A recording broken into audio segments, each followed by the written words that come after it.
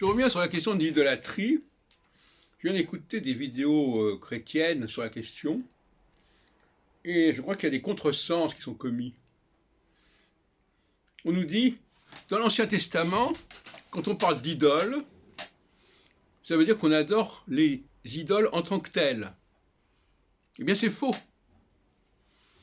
Lisez Osée, chapitre 8, on voit bien que ce que Yahvé reproche aux idoles, c'est pas qu'elles correspondent à des dieux autres que lui, c'est qu'elles ont été fabriquées par la main de l'homme. Commettre une telle erreur est considérable. Par exemple, ce qui est reproché aux Israélites, ce n'est pas d'adorer un autre Dieu, non. Là, il y a une erreur majeure. C'est d'adorer le même Dieu par des moyens qui sont constitués de mains d'hommes fabriquées par la main de l'homme. Mais le Dieu est le même. Alors vous me direz, oui, mais alors à ce moment-là, pourquoi est-ce que Dieu est si sourcilleux de la façon dont on l'adore? Après tout, que j'adore Yahvé, Jéhovah, par le biais d'une image, d'une représentation, on dirait en hébreu, pas d'un tselem, mais d'un pessel, d'une temouna, pour employer les expressions qu'on trouve dans Ézéchiel, au chapitre 18, qui est, comme je l'ai montré, très proche du décalogue. Eh bien non.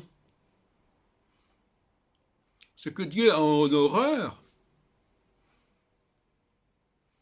c'est le fait qu'on l'adore sous cette forme-là. C'est la forme d'idole.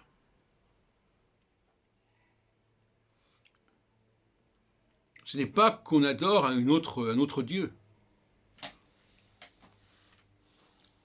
Qu'est-ce que ça signifie? C'est une question fondamentale.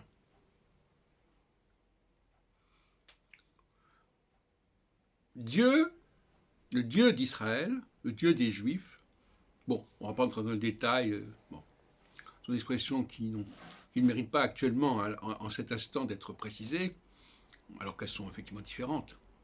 Puisque précisément, les Israélites adorent des idoles représentant Yahvé, et les Judéens ne refusent de les adorer. Quand bien même ce serait le même Dieu. Et même dans l'histoire du veau d'or, on n'adore pas un autre Dieu en adorant le veau d'or.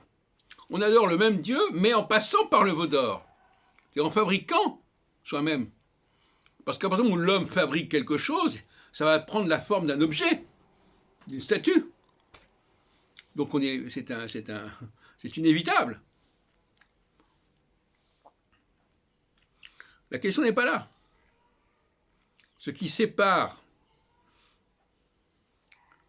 au sein du monothéisme les uns et les autres, ce n'est pas tant qu'ils adorent un autre Dieu, c'est qu'ils adorent, dans un cas, un Dieu sans image, et dans l'autre cas, qu'ils se servent d'une image, d'un pessel, une sculpture.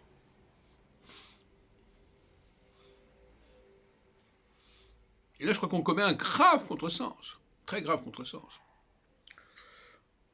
Ce que Dieu n'accepte pas, c'est le fait que l'homme fabrique des objets. Tout simplement.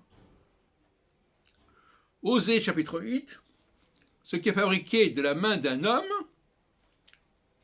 met en détestation.